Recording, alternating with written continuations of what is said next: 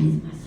Bukan saya yang berkata ya, biar Bapak Yahweh yang memakai saya untuk menyampaikan daftarnya. Oke. Tema yang disampaikan kepada Pak Michael pada waktu itu oleh saya itu adalah extraordinary generation. Waktu itu saya tidak tahu, boleh next ya. Extraordinary generation. Waktu itu saya nggak tahu sama sekali, Bapak Ibu, saudara semua, terutama adik-adik yang muda-muda, tolong fokus. Ini sangat penting. Tidak cuma penting, ini sangat penting. Kenapa? Karena kalian adalah ujung tombaknya Bapak Yahweh. Ya. Tapi apakah hanya yang muda-muda? Tidak juga. Yang tua-tua pun juga merupakan ujung tombak. Jadi harus tetap menginjil. Karena di masa-masa akhir ini sangat luar biasa. Extraordinary generation. Artinya apa sih? Ada yang tahu nggak? Extraordinary generation. Generasi yang extraordinary. Luar biasa. Iya. Dalam bahasa Ibrani, extraordinary itu ditulis dalam Ibraninya, bahasanya itu Dor Yetsi Doven. Dor Yetsi Doven. Ya. Dalam bahasa Indonesia artinya generasi luar biasa. Pak Robi, kenapa kok tidak excellent generation gitu? Excellent kan sempurna ya. Nah, tapi saya dapatnya ordinary. Waktu itu terbersit seperti layak, tulisannya ordinary generation. Dan saya nggak tahu apakah saya akan berikan itu atau tidak, karena saya belum ada materinya. Materi saya hanya di masalah akhir zaman. Tapi waktu itu saya sampaikan ke Pak Michael. Saya nggak tahu. Lalu saya selidikin kata Don Yetsedover. Nah, Don Yetsedover itu kita lihat kata pertamanya Don. Next. Don ini tertulis dalam kitab Keluaran 3 ayat 15. Di situ dituliskan, dan Elohim berfirman lagi kepada Musa, katakan demikian kepada Bani Israel, Yahweh Elohim leluhurmu, Elohim Abraham, Elohim Ishak, Elohim Yakub telah mengutus aku kepadamu. Itulah namaku untuk selama-lamanya. Itulah pengingat bagiku turun-temurun. Dalam bahasa Ibrani-nya dituliskan Vayomer Avot Elohim El Moshe Pokah Tomar El Ne Israel Yahweh Elohim Avotechem Elohim Abraham Elohim Ishak Wa Elohim Yaakov Milakani Aleichem Shemo Lerolam Bese Zikri Ledor. Kata dor ini artinya generasi atau turun-temurun. Ledor. Kita cek dalam strong definisinya itu tertulis dor yang artinya generasi. Jadi saya ajak Bapak Ibu semua melihat strong definisi. Kenapa? Supaya kita semakin pintar bahwa kita itu tidak mau dibohongi oleh pendeta atau gembala. Jadi kita harus menjadi umat yang pandai. Karena Tuhan Yesus mengatakan umatku binasa karena kurang pengetahuan. Sekarang kita sudah semakin pintar, teknologi semakin maju, kita jangan mau kalah. Ya. Lalu kita lanjut ke kata berikutnya, kata doven. Doven itu artinya dinding, ya teman-teman, Bapak Ibu, dinding. Jadi kalau kata doven saja itu memiliki arti dinding, tetapi biasanya diikuti dengan diawali dengan kata yotsek. Kata yotsek doven itu artinya luar biasa, keluar dari dinding. Jadi seperti orang yang melahirkan, kalau melahirkan dia normal, dia tidak disebut yotsek doven, tapi kalau dia melahirkan secara sesar baru dikatakan yotsek doven. Itu dalam istilah medis dipakai. Jadi untuk wanita hamil yang melahirkan dengan cara sesar itu akan dipakai istilahnya Yotze Dover. Nah, ini Bapak Ibu. Tunggu dulu, jangan buru-buru. Ya, Yotze Dover itu berarti sesuatu yang luar biasa. Jadi Bapak Ibu, adik-adik yang datang di tempat ini hari ini, Anda semua ini Dor Yotze Dover, generasi yang luar biasa. Ya, kenapa? Karena ternyata kita itu mendapatkan sesuatu anugerah yang amat sangat dahsyat. Nanti saya buktikan. Next. Nah, akar kata dari Dover itu ditulis dalam 3 huruf, yaitu dalet, P, dan Nun. Ya, kata Dover itu kan ada waw dan ada waw di antara dalet dan P. Tetapi kata dasar akar katanya itu hanya dalet, P, dan Nun.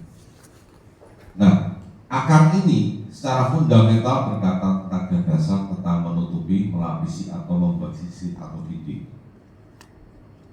Kata Dover ini berkaitan dengan Daniel. Kitab Daniel pasal 12 ayat 9.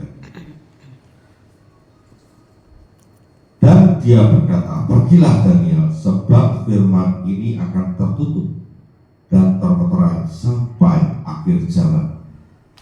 Adik-adik, semua penyingkapan itu masanya sekarang. Dari dulu, zamannya papa, mama ya, itu taunya Allah, taunya Yesus. Tapi sekarang kita sudah disingkapkan. Kita tahu nama itu ternyata salah. Sekarang namanya ternyata adalah Yahweh. Nama Mesias adalah Yesua. Nah, kalau kita ketemu, pasti selalu akan saya bahas tentang gematria. Apa gematria dari Dor Yotze Dover? Nah, ini Dor Yotze Dover. Next. Untuk gambar gematrianya nggak kelihatan ya? Ya, mereka nggak kelihatan ya gambar. Oh, oke, nggak apa-apa. Kita bahas langsung aja ya. Saya kayaknya kalau duduk kok kurang nyaman ya. Lebih baik saya berdiri ya. Maaf ya. Oke. Dor itu ditulis dalam huruf dalet, waw, dan res. Dalet 4, waw 6, res 200. Kalau kita jumlahkan 210, angkanya 3. Kemudian Yotze, Yod, waw, Sadi, Alef, Yod 10, waw 6, Sadi 90, Alef 1. Jumlahnya 107.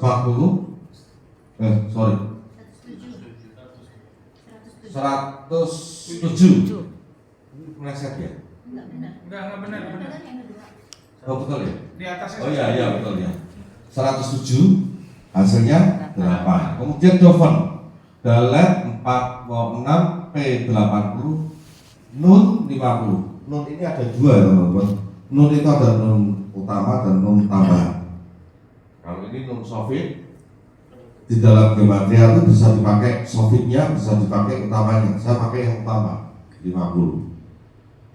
Hasilnya 140. Jadi kalau kita lihat angkanya 385. 3 itu artinya apa? Gimel hurufnya. 8 khet. Gak muncul ya? Gak muncul berarti gak kelihatan. 8 khet dan 5 artinya huruf E. 3 gimel itu artinya melayani. Khet artinya kehidupan kekal. 5 artinya Torah. Nah di sini kita melihat arti dari 385 artinya melayani sang pemilik kehidupan kekal dengan kita melakukan Torah. Nah 385 kita jumlahkan Bapak Ibu jadinya 16. Kemudian 16 itu kita jumlahkan 1 dan 6, hasilnya 7. 7 ini representasi dari nama Yesua. Makanya semua yang hadir di sini, Anda semua mendapat anugerah. Amin. Karena materi ini saya dapat tidak cuma asal-asalan nyari, asal comot-comot, asal cocok-cocok. Kita cek angka 16 itu apa artinya. Next. Saya nggak kelihatan ya. Atau karena mungkin ini hitam ya? Enggak, Gitu. harusnya enggak. Memang ini enggak di sini. Di situnya apa Dik? Pakai wifi ini gitu ya? No. Coba deh. Oke, kita akan sebutkan aja huruf ke-16 itu huruf apa? Ada yang tahu? Huruf ayin. Huruf ayin.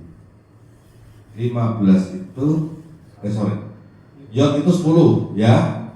Kaf, lamet, mem, nun 14, samek 15, ayin 16. Ayin itu piktografinya apa? Mata. Mata artinya apa? Melihat. Melihat apa?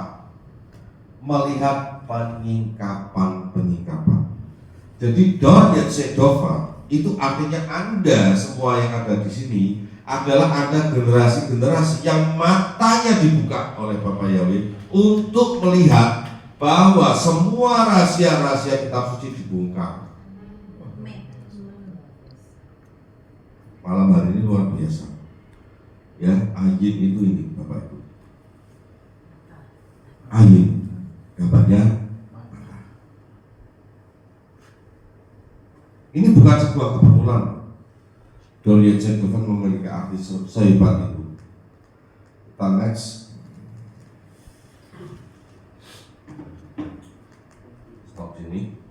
Gambarnya selalu nggak muncul ya, tapi nggak apa-apa. Kira-kira ada cara lain nggak ya bisa untuk mengeluarkan? Kalau memang nggak bisa, oke nggak apa-apa. Kita baca aja ayatnya ya. Salah satu penyingkapan yang selama ini kita nggak tahu, kita ngertinya apa? Di dalam pengajaran para pendeta pada masa akhir zaman itu yang penting kamu harus bijaksana seperti 5 gadis bijaksana dan 5 gadis bodoh. Kamu jangan boleh jadi 5 gadis bodoh. Kalau berdoa itu ya harus pakai bahasa roh. Hewer, sadalawas, ya.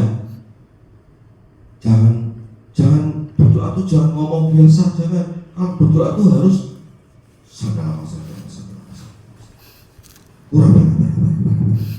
Harus gitu.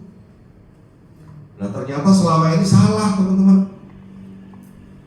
Kita baca ayat ini ya. Matius 25 ayat 1 dan 2. Selanjutnya kerajaan surga diumpamakan dengan 10 gadis yang dengan membawa apa? Pelita-pelitanya. Maka keluar ke penyambutan mempelai pria. Dan 5 dari mereka adalah bijaksana dan yang 5 adalah bodoh. Saya mau tanya, dari ayat ini ada nggak dari satu dari saudara aja yang mau memahami ada apa di ayat ini? Ada yang aneh kan? Kalau Cik Isya tidak boleh jawab karena dia sudah saya kasih bocoran. Ya. Ada yang berusaha menjawab?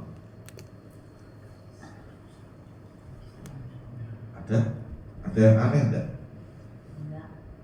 Enggak ya. Saya bilang ini ayat super aneh. Kenapa begitu? Lihat. Zaman sekarang ada listrik. Zaman dulu belum ada. Pertanyaannya, ngapain pesta malam-malam? Apalagi ini kemungkinan pesta putra raja ya, kemungkinan lah ya. Kalau pesta kan enak siang, ngapain malam? Kok gelap-gelapan?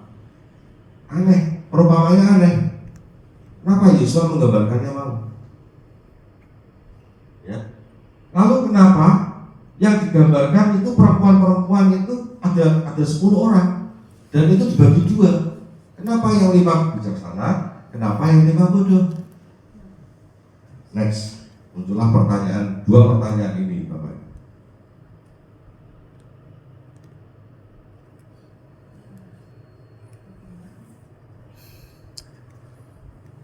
Oh, tidak muncul ya gambarnya ya. Nah, tapi tulisannya muncul ya. Mengapa pesta itu diadakannya malam hari? Kok nggak siang hari? Betul kan? Terus kenapa itu 10 perempuan, 5 gadis bijaksana dan 5 gadis bodoh?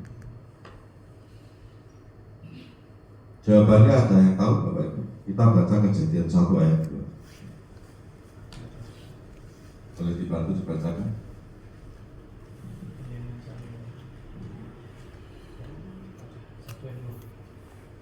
Oke, kita baca di sini ada Bapak. Ya.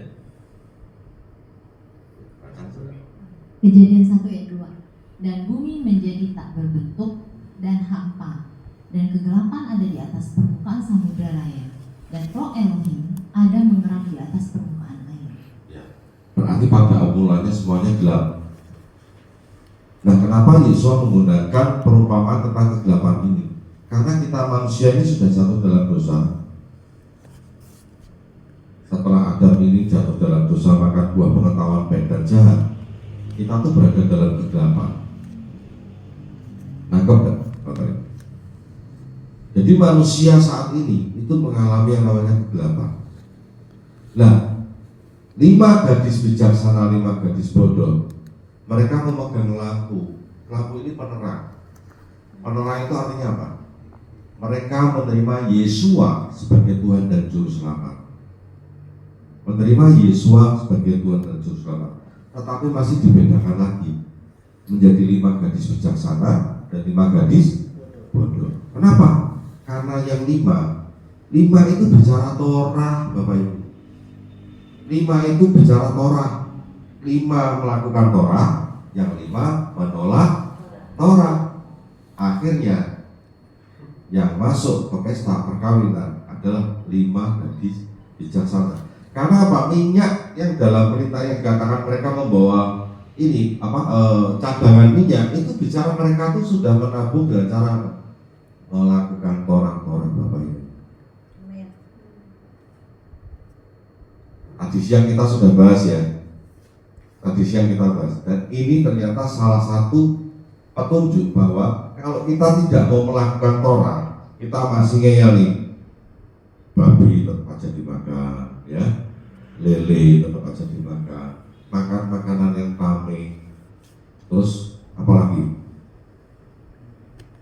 Kalau ngomong terhadap orang tua nggak ada sopan santunnya, itu Torah loh. Menghormati orang tua itu Torah. Itu adalah gambaran 5 gadis bodoh kalau tidak mau melakukan Torah. 10 itu bicara 10 perintah Elohim.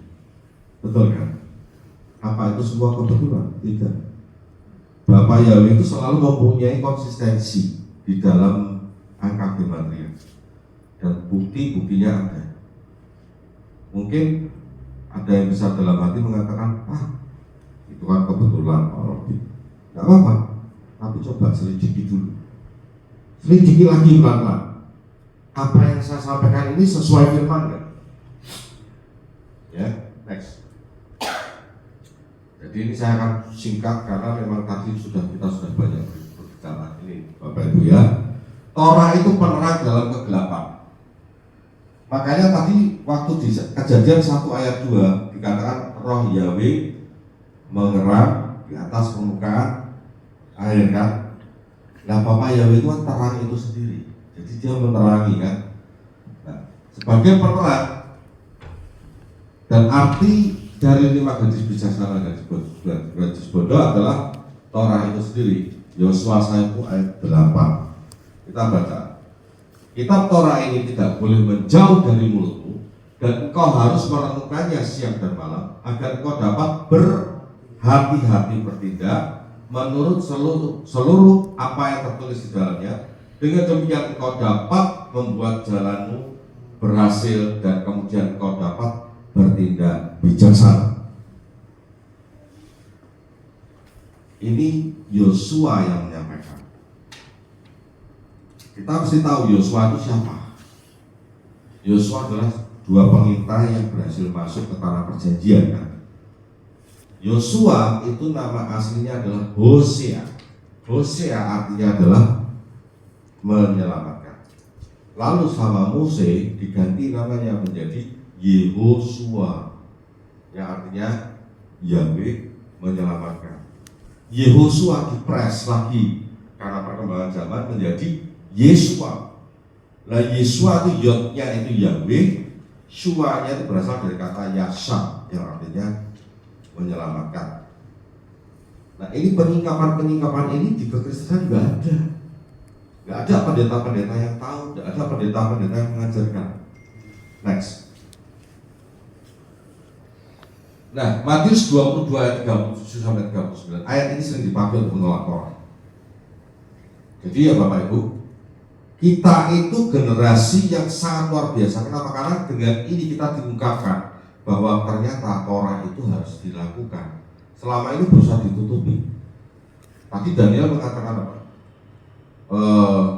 Firman ini akan dimeteraikan. Itu bicara Doven. Tapi begitu kita menjadi Yotse Doven, semua itu dibongkar. Kita keluar.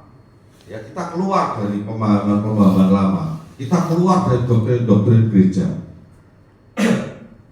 Ini adalah doktrin yang dipakai mereka. Dan Yesua berkata kepadanya, kasihlah Yahweh Elohimmu dengan segenap hatimu dan dengan segenap jiwamu dan dengan segenap akal budimu. Inilah perintah yang pertama dan yang terbesar. Dan yang kedua, yang sama dengan itu, kasihlah sesamamu seperti dirimu sendiri. Mereka hanya berhenti sampai di sini. Ayat ini dipakai untuk apa? Menolak Torah.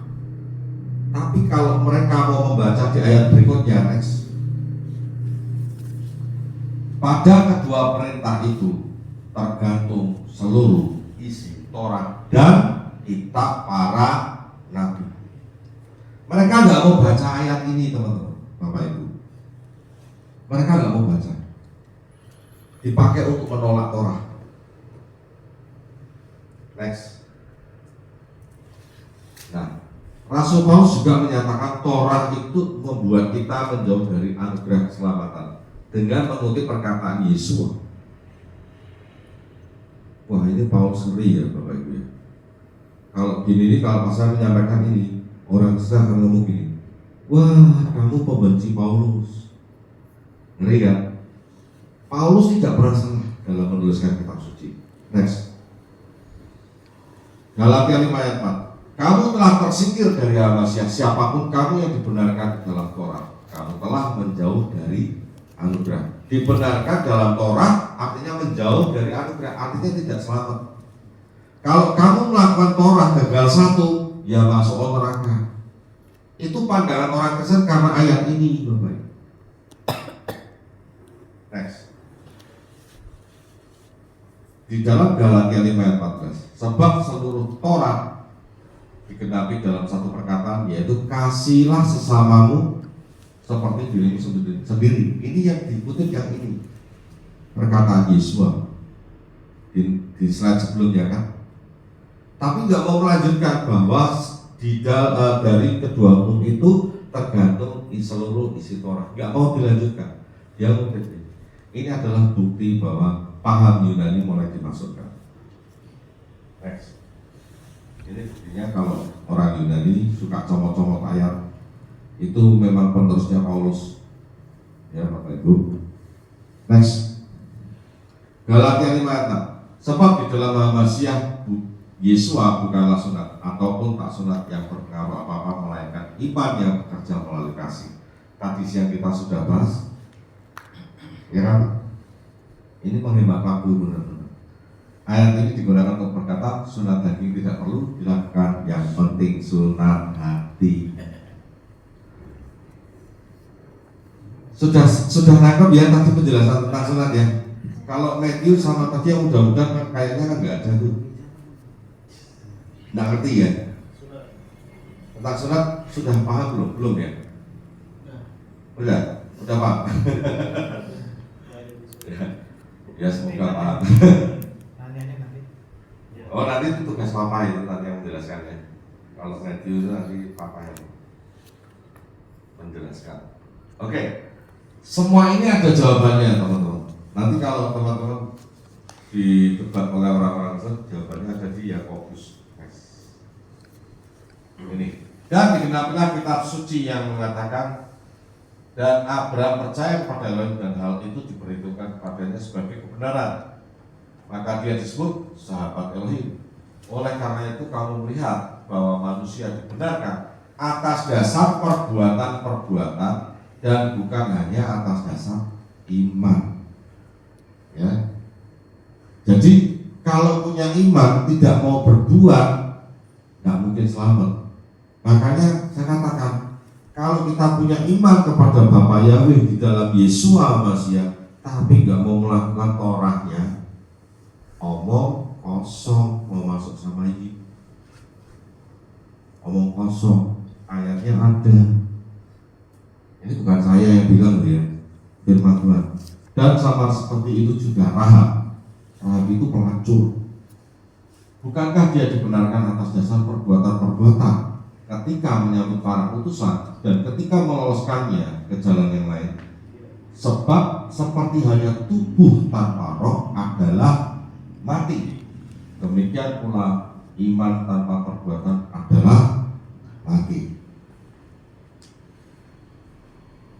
Kok kayaknya sudah pada serius, auranya aura ngantuk, ya? Karena suara saya lembutkan, sepoi-sepoi. Saya punya hadiah buat orang yang menjawab.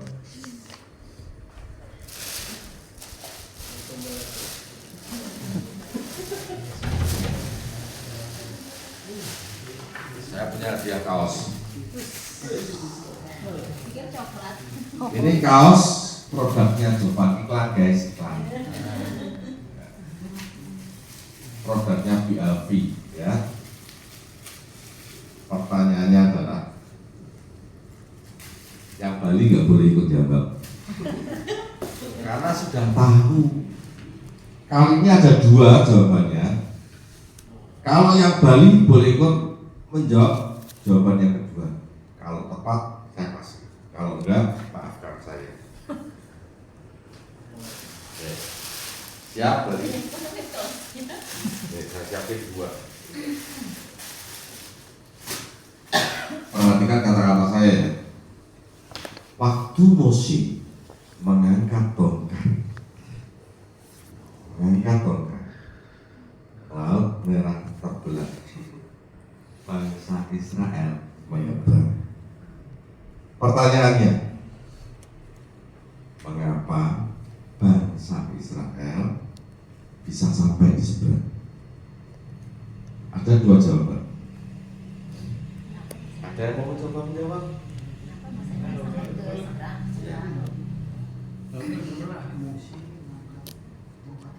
Waktu Mose mengangkat tongkat, laut Suf terbelah, bangsa Israel menyeberang. Pertanyaannya, mengapa bangsa Israel bisa menyeberang? Karena airnya sudah terbelah. Betul juga. Airnya udah Betul. Lawan dia betul. Yang kedua, Bali memang Bali. Bali mau ikut silahkan. Iklan. Iklan. Ini produk BLV. Ayo. Jawaban kedua apa?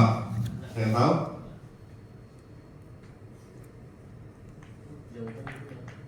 Tadi pertama kan karena sudah terbelah. Iya, kata airnya terbelah. Kenapa bisa? Yang kedua karena Bisa air sampai kering. Apa? airnya sudah kering. Ada lagi yang lain? Salah. Oh, salah. Terbelah tapi kalau belum kering kan nggak bisa. Si Abigail kayaknya tertarik mau menjawab.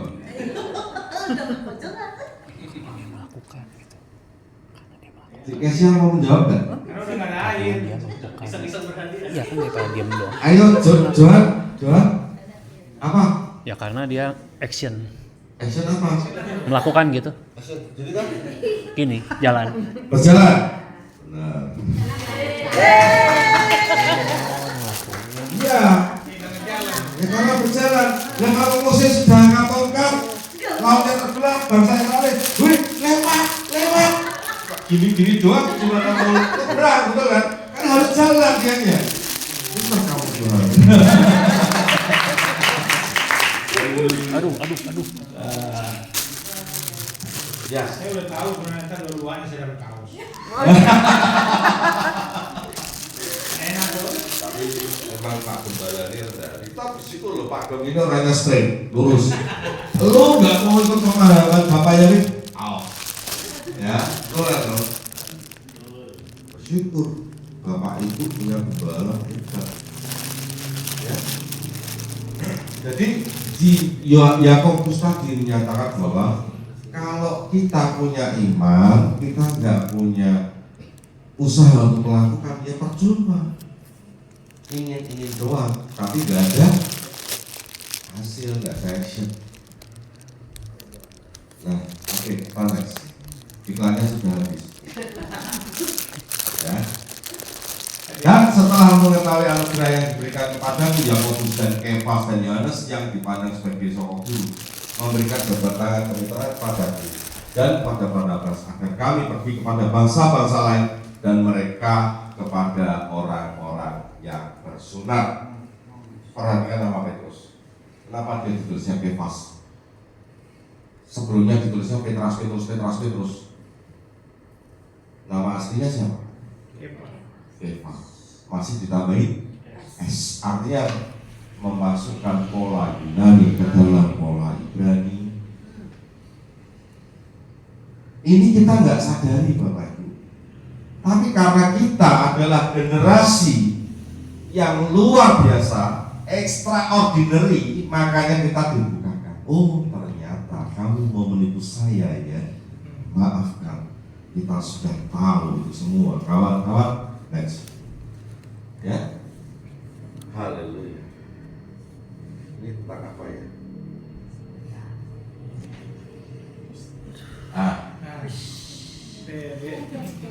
Mulailah tema yang panjang.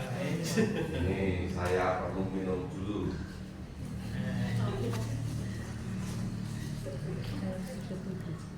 Itu siapa yang netral? Dapat kaos nggak? Mau manja. Nanti tak kasih pertanyaan. Kayaknya ada yang ngiri, kurang satu ya. Oke lah, saya kasih dulu lah biar semangat.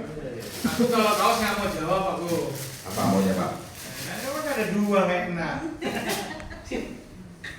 Bisik-bisik aja. Ya pertanyaannya, waktu Yesus berjalan dari kejauhan si Sakyus lihat, ada Yesus, aku pengen berjumpa sama Yesus. Terus dia manjat pohon. Kok bisa? Maksudnya apa? Kok bisa dia manjat pohon? Bisa. Alasannya apa? Kan ingin melihat Yesua. Apa? Ingin melihat Yesua. Salah. Karena pendek. Karena pendek. Kok bisa dia manjat pohon? Alasannya apa? Karena pendek. Salah. Karena ada Ada lagi? Ingin melihat Yesua kan? Apa? Karena ada pohon. Siapa yang jawab? Saya. Karena? Ada pohon. Ya, pantesan percaya. Ya karena ada pohon kan? Ya, kalau nggak ada pohon apanya yang mau dipanjat? Kan tadi saya sudah bilang.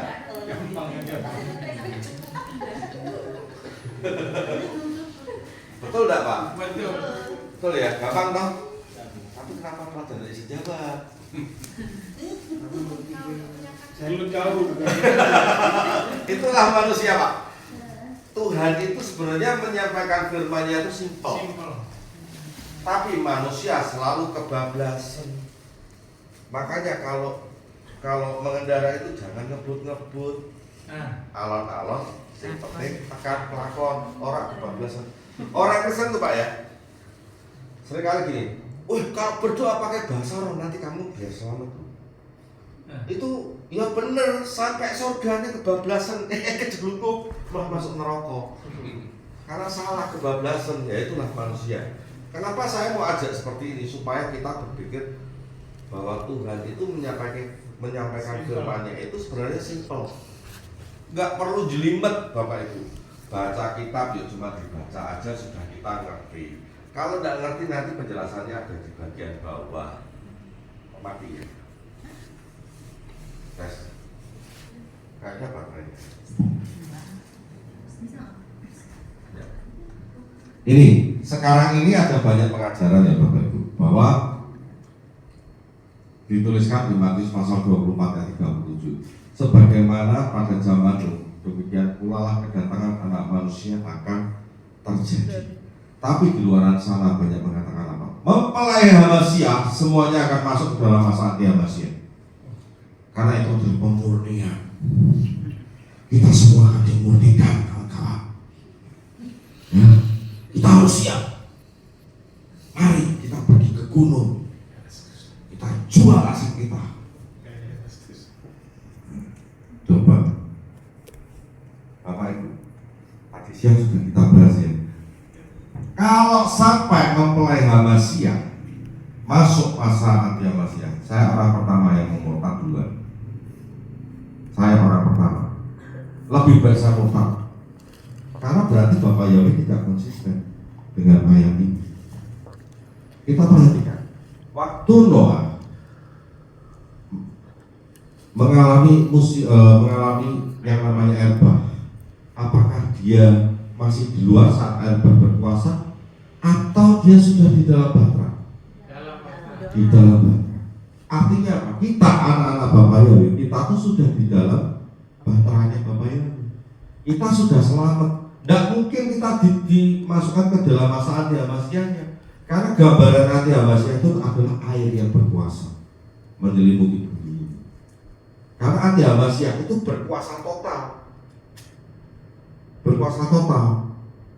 Di mana di situ roh itu sudah tidak ada lagi di muka bumi ini.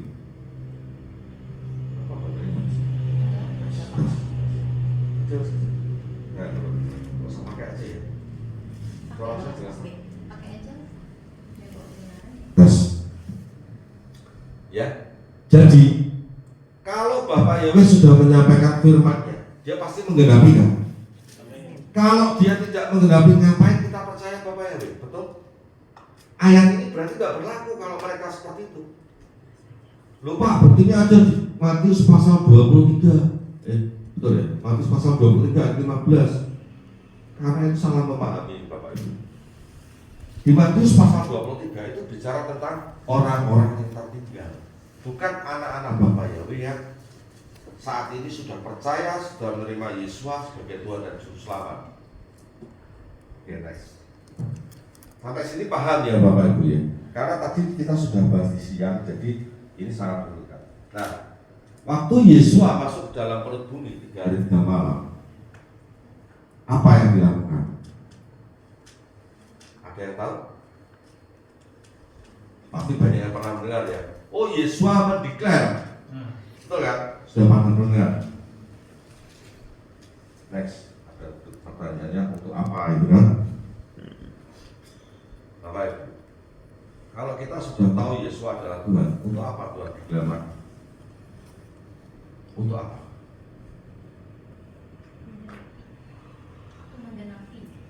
Kalau memang Tuhan Yesus adalah Tuhan, kenapa dia mendeklar lagi? Menggenapi apa? Rencana yang mana? Banyak rencananya. Keselamatan kan di dunia orang mati kan. Kalau selama ini kita tahunya kan orang mati sudah tidak ada kesempatan. Ya, ada firman yang harus digenapi. Saya tuh ada dari sebelumnya kan dia sudah membuatkan, dia harus menggenapinya gitu. Ya, betul menggenapi, cuma kurang spesifik. Ya Bapak Ibu, perhatikan kata-kata saya. Waktu Yesus masuk ke dalam perut bumi 3 hari 3 malam, dia deklar kepada siapa? Orang-orang yang sudah mati. Gunanya untuk apa? Biar mereka tahu ya kalau dia. Betul. Supaya dia tahu kalau Yesus adalah Tuhan. Karena orang mati itu ada yang tidak percaya, ada yang tidak kenal. Contoh, sekarang aja kita berlogika di Amazon, dia nggak kenal Yesus. Mungkin orang di ujung pedesaan di Kalimantan atau di Papua belum tentu dia kenal Yesus, betul kan? Atau mungkin nggak usah ujung Papua, di pinggiran Jogja aja ada yang nggak kenal Yesus.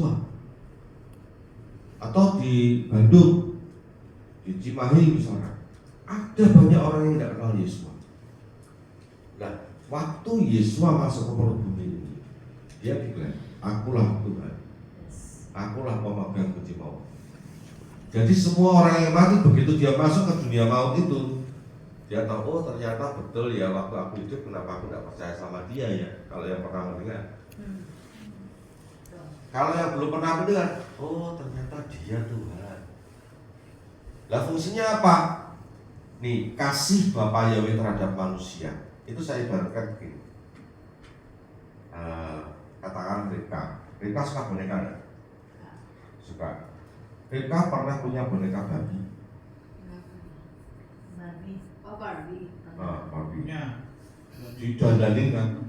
Dandanin, pakai gaun, kemudian kasih pita, kasih kacamata, kasih bulu mata, kasih lipstik, dan waktu Rika sudah dandan itu cantik-cantik, tahu-tahu aku datang Pak Argun.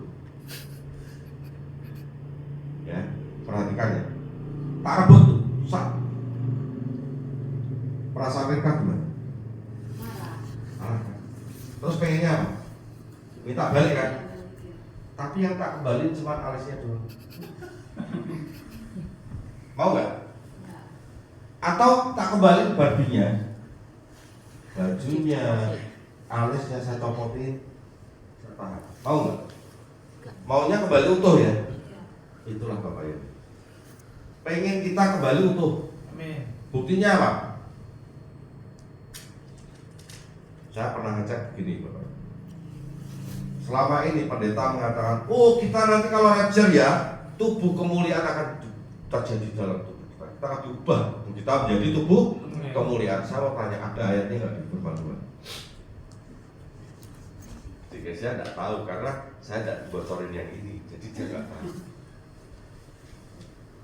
Tidak pernah ada ayat di dalam kitab suci yang mengatakan kita akan diubah dalam tubuh kemuliaan, tidak ada, hanya di Filipi. Perhatikan waktu Henokh diangkat. Waktu Henokh diangkat, apakah dia diubah? Dia masih berwujud daging. Elia sama. Yesua sama, tubuhnya seperti tubuh manusia. Betul nggak? Nggak ada beda. Artinya apa? Bapak Yahweh itu pengen direbut kembali semua, utuh, sama seperti saya kasih analogi tadi Rika. Waktu dia mau merebut boneka lagi dari saya, otomatis dia maunya utuh kan, nggak mungkin mau ketinggalan setitik pun di bawah saya, betul? Pengennya semua kembali utuh. Kalau sobi, itu dibeli baju lagi, gitu kan? Itulah yang Bapak Yahweh mau dari kita. Inilah kasih Bapa Yahweh kepada manusia.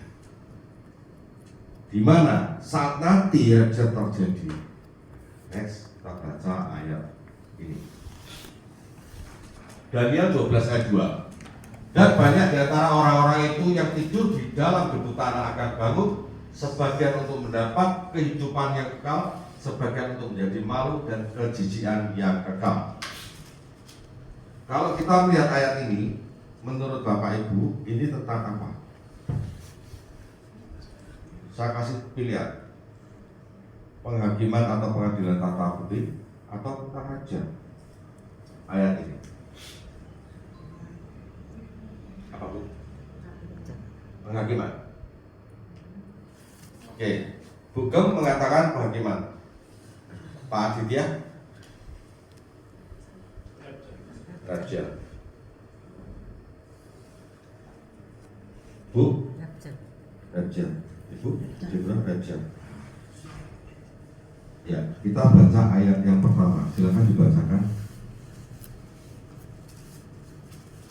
Dan pada waktu itu akan muncul Mikael, Ya. pemimpin besar yang akan mendampingi anak-anak bangsamu, dan akan ada suatu masa kesusahan yang besar, seperti yang belum pernah terjadi sejak bangsa-bangsa ada sampai pada waktu itu. Dan pada waktu itu bangsamu akan dibebaskan, yakni semua orang yang akan didapati namanya tertulis dalam kitab. Ya. Kata kuncinya adalah kesusahan Besar. besar. Berarti bicara tentang rapture atau masa anti Habasyah. Jadi rapture dulu, terus masa anti Habasyah. Apa ini maksudnya? Tidur di dalam kebutaan. Ada yang tahu? Mati. Orang mati itu istilahnya tidur. Makanya kalau kita melihat orang mati, kita misalkan pergi ke rumah duka, wajahnya itu seperti orang tidur kan. Makanya kalau orang tua zaman dulu, kalau ada orang tidur nggak boleh difoto. Jangan difoto. Kailok katanya. Ya.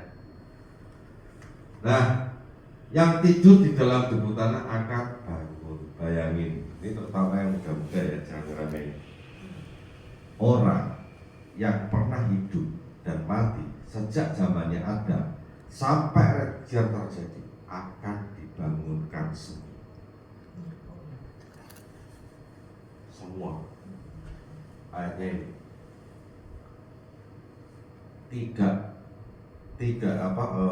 memang ada beberapa yang tidak dibangunkan. Itu hanya seperti kayak Firaun yang pernah mengaku dirinya dewa dan Tuhan, itu tidak dibangunkan. Ada di kitab Wahyu. Tapi semua manusia itu akan dibangunkan. Jadi kalau misalkan sampai waktu rapture terjadi ya, terus saya ketemu engkong yang sudah meninggal, artinya saya ketinggalan. Kalau sampai ketemu leluhur hidup lagi, lu kongco, lu makco, kok di sini? Padahal sudah mati sebenarnya. Ya itu artinya kita sudah ketinggalan. Kita nggak ikut di rapture. Buktinya apa? Ini mendapat kehidupan kekal itu orang-orang yang percaya Yesua di Bapak Yahweh di dalam Yesua diangkat. Sedangkan yang lainnya mendapat kejijian kekal. Next kita lihat strongnya. Kata tidur itu apa?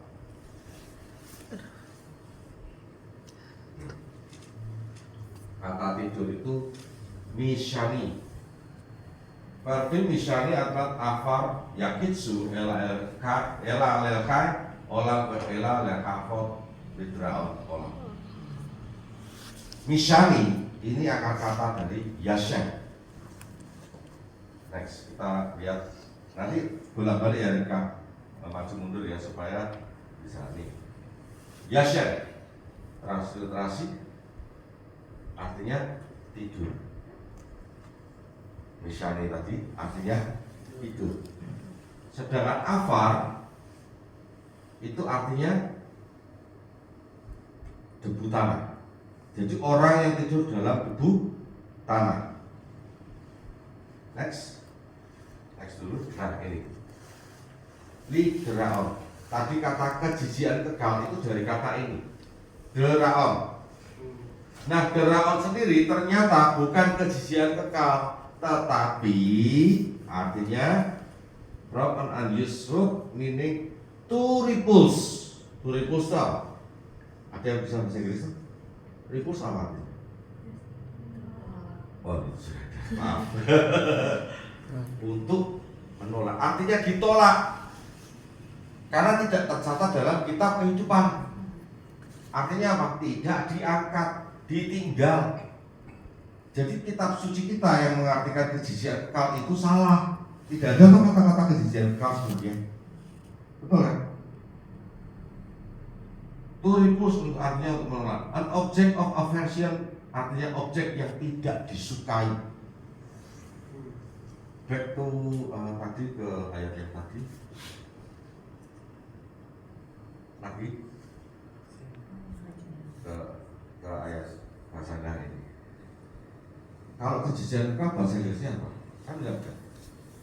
Tadi deraon tadi artinya kan ditolak ya. Nah, mendapat hidup yang kekal itu karena orang yang diterima Bapak Yahweh diangkat, sudah pasti dia akan hidup kekal. dia tidak akan lagi bisa digodain, nggak bisa lagi disesatkan. Tetapi orang-orang yang ketinggalan, yang ditolak ini masih ada kesempatan. Untuk apa? Untuk bertobat. Artinya apa? Dia harus membayar dengan darahnya sendiri. Akhirnya dia harus menolak diberi jus, kemudian dikasih tanda, menyembah binatang buas. Kalau mereka berhasil mempertahankan iman, selamat. Tapi saya mau tanya, siapa yang tahan? Nggak ada yang tahan. Nggak ada yang tahan. Makanya saya katakan, kalau memang mempelai Hamasiyah nanti harus masuk ke masa anti Hamasiyah, harus dikejar-kejar, saya lebih baik murtad kok, karena saya tidak mungkin kuat. Betul nggak? Enak, saya lebih baik makan babi, ngerasain nikmatnya hidup, makan udang. Betul kan? Loh, karena Bapak Yowi beli plan, kan gitu. Tapi nyatanya Bapak Yowi tidak beli plan, Bapak Ibu, teman-teman. Dia memberikan firman-Nya, dia konsisten, dan dia tegas.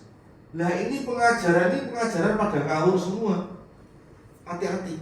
Makanya kalau dengerin firman Tuhan dari orang yang kita nggak kenal, lebih baik konsultasikan kepada Pak Gembala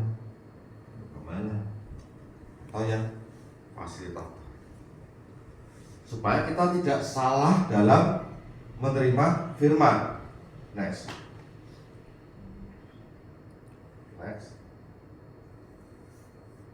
Oke. Kayaknya sini sudah terlalu panjang. Next. Nah, ini Bapak Ibu. Ini adalah gambar di mana kita itu ada tentara-tentara yang berpayung sebagai pemanah. Supaya tidak ngantuk, saya pengen ngajak untuk bermain. Ya. Ini yang terakhir Bapak Ibu.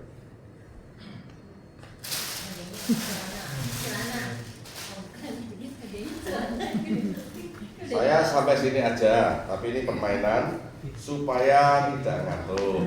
Ya.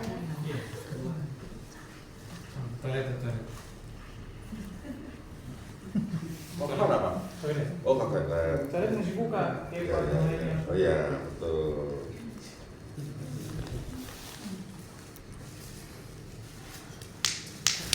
Tapi ini semua harus ikut ya.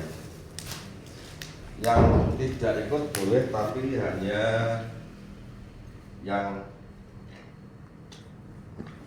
merekam. Oke, kita boleh taruh tali dan pasirnya dulu supaya permainannya bisa berjalan dengan baik. Yuk kita berdiri semua. Ini materinya panjang sebelumnya.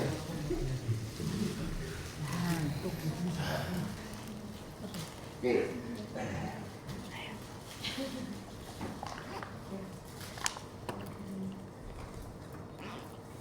Saya akan bagikan ini satu-satu.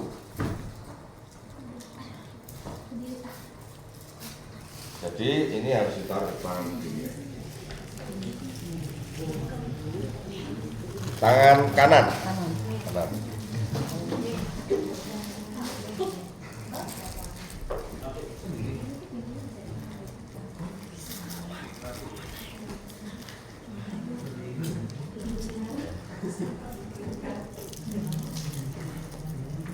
Dingin ya? Dingin? Ya, tangan kanan ya. Mah dingin? Ini taruh di tangan kanan. Bisa enggak? Tangannya.